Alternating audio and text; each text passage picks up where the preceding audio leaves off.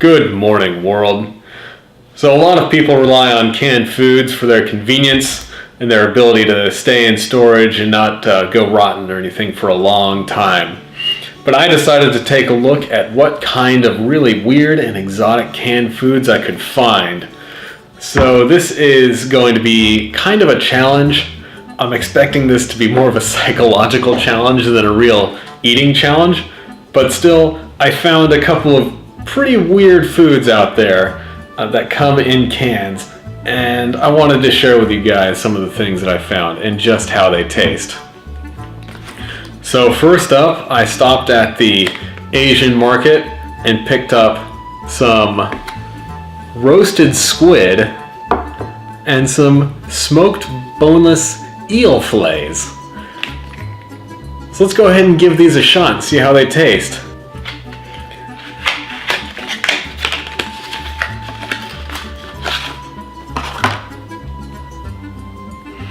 Looks like just a regular old can that you'd get sardines in.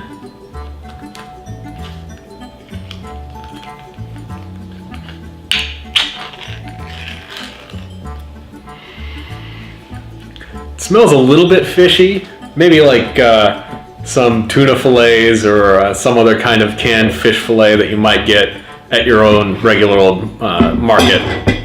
Take a look, they look pretty unspectacular. And I just spilled some oil on my table. So let's clean that up.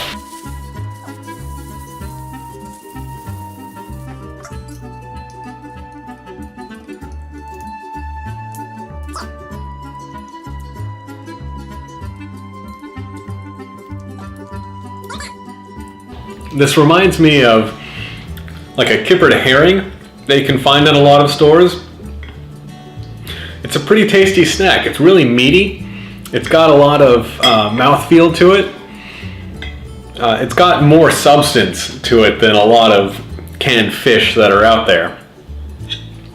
But really, it doesn't taste particularly spectacular. It just tastes like a regular old smoked salmon or trout or fish fillet that you could find just at your own regular old supermarket. So next up, I'm gonna try the roast squid. Most of this is in Japanese, so it's a little hard to read. Let's see, the ingredients are squid, sugar, soy sauce, some capsaicin, and salt. So I expect this to taste a lot like soy.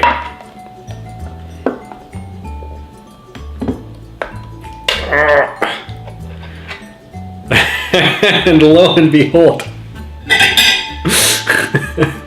it's a can of wee tiny shrimp, of wee tiny squids. Oh my gosh, look at that. It's just like a whole squid.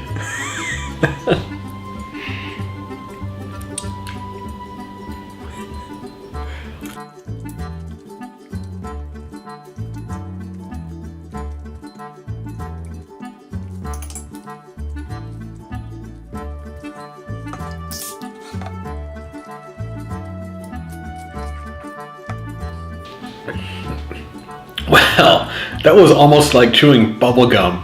Oh my gosh, it was so chewy. Very rubbery. But if you've ever had overcooked seafood, that's kind of what this is like. The flavor is really overpowered by the soy. It's just kind of like a sweet soy sauce, like a teriyaki sauce. There is some capsaicin in there, which I assume makes it a little bit spicy. You can taste just a little bit of that spice. If you can get past the fact that it's just a wee tiny squid, I guess they're not too bad tasting. There's probably some way to prepare these so they aren't quite so chewy, but really it's just kind of a funny thing to be chewing on one of these for so dang long.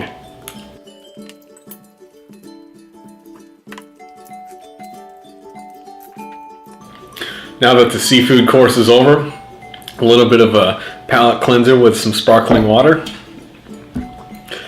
Next up is some canned haggis with lamb.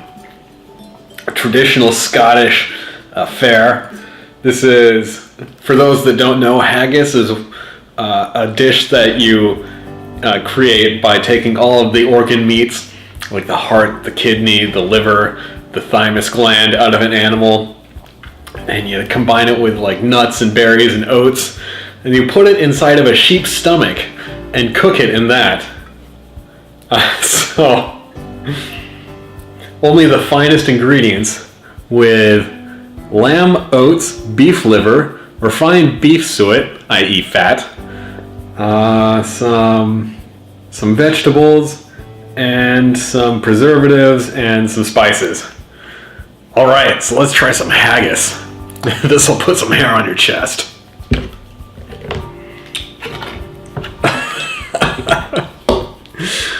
See that nice layer of fat on top? It almost looks like Scottish meatloaf or something.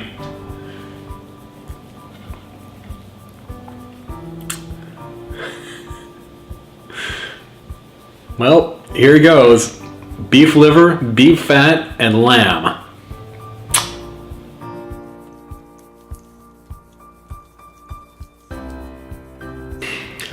Meatloaf is actually really appropriate here. It doesn't taste too much different from just a regular old meatloaf. It has some unique spices in it, but I could really see this with, maybe a dab of ketchup or something, if you like that on your meatloaf.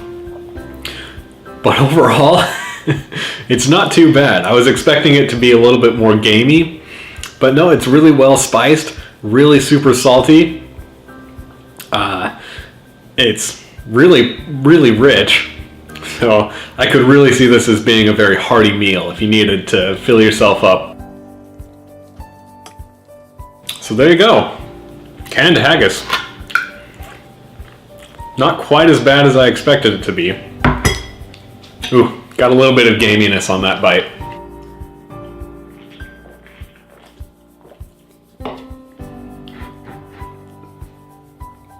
And last, but certainly not least, the pork brains, because why not? Ingredients here, we have pork brains, milk, and salt, and that's about it. Now the interesting thing about pork brains is that one serving is 140 calories, and it contains 3,190 milligrams of cholesterol, and that is 1,060% of your recommended daily allowance. So you can see that right there. Which is just absurd. The ultimate brain food.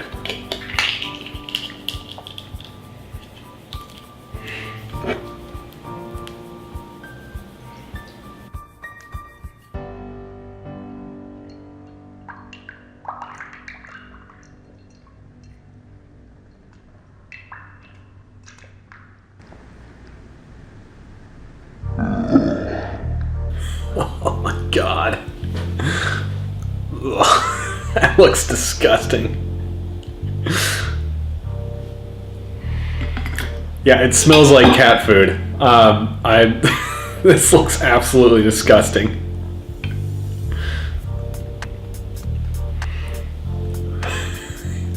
Oh man.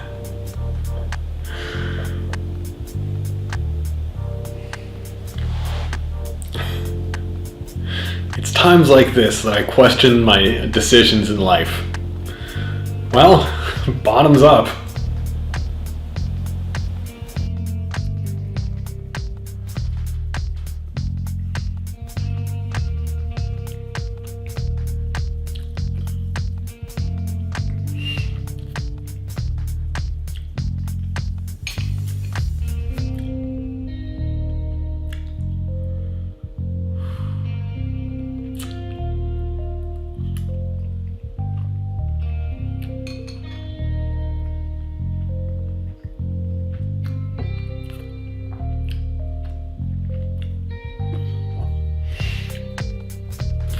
That's pretty bad. That is pretty awful.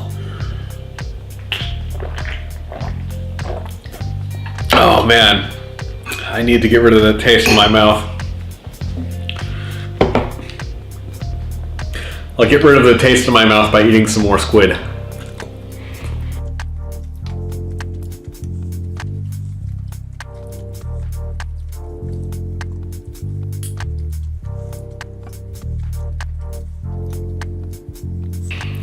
Alright, the flavor of these pork brains are a little bit like some bad tuna salad or something. And the smell, honestly, it's like a cross between tuna salad and cat food. Truly horrendous. The texture, it's almost like an al dente pasta mixed with butter, mixed with, I don't know, chunk light tuna. It's got a little bit of a bite to it, but it's a solid, consistent texture throughout. It was just awful. Like, oh my gosh. I don't think that I will ever be eating pork brains again. The canned haggis. This was surprisingly pretty delicious though. So this is something that I might, I might not shy away from it if it was served to me. I don't think I'd go out of my way to eat any haggis. But still, an interesting experience. Alright guys, that was my testing of a couple of canned foods that are pretty exotic out there. So next time you see something that you might turn your nose up, think again, have an open mind, give it a shot, and see what you think. Because in the end, if we get rid of our preconceptions and try new things, that's how you broaden your horizons on food. So thanks a lot guys, I hope you enjoyed it. Peace out.